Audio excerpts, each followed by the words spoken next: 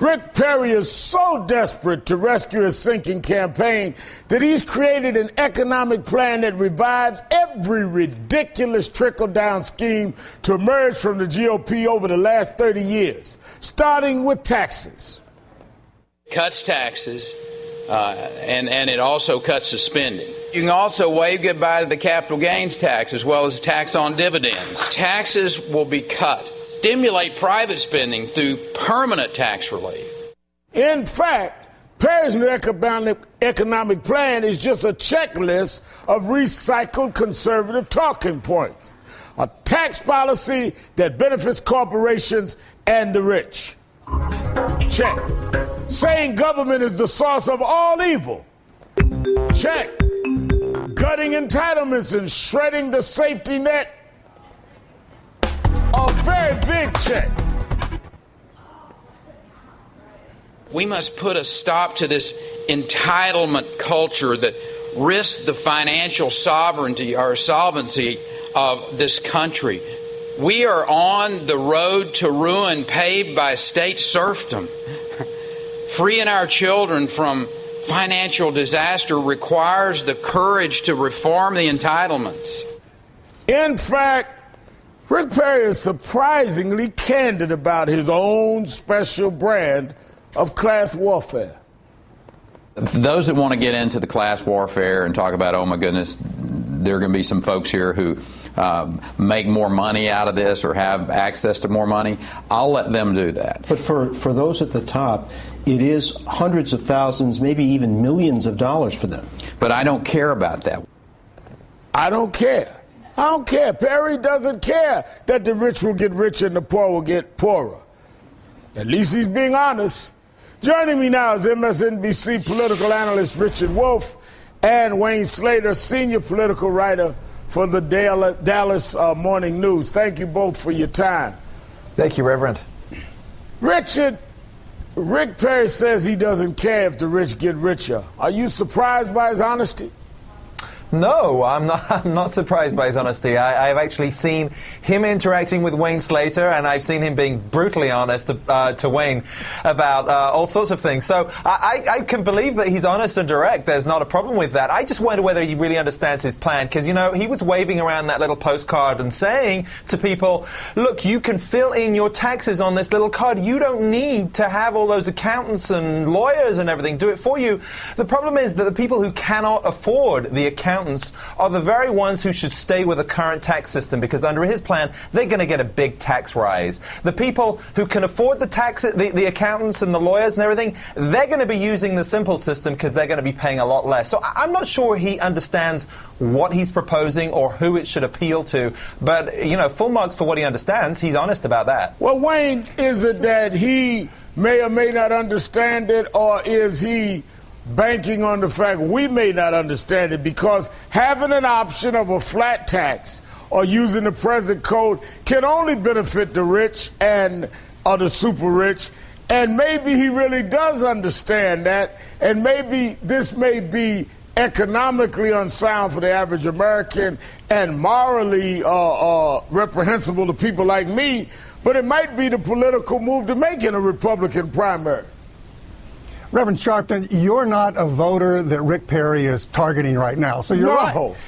But the voters who might find this appealing, particularly very wealthy investors, business people, they'll like this idea, and this obviously brings him around. But more important than that is the appeal to Tea Party activists, even some people who may in their own lives ultimately be hurt by this idea, but who want to attack Washington, who want to attack the status quo, who aren't happy with the tax system, and want someone, possibly Rick Perry, who will stand up to Barack Obama and offer something bold, do something even if it's the wrong thing to do. Now, because he is shrinking, I mean, he's shrinking by the day. Look at the fact that with the CBS New York Times poll, from September to October, he went down 17 points. You can't ask a man dropping 17 points in a month not to try any and everything, Wayne. And you know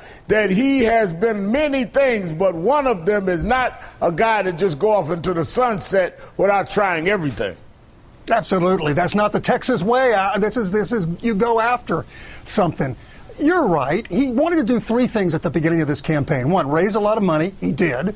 One, do well in the debates. He didn't. And the third, offer up some policy initiatives that appeal to voters that he needs, especially anti-Romney or anybody but Romney voters that he needs in the early nominating states of Iowa and South Carolina and Florida.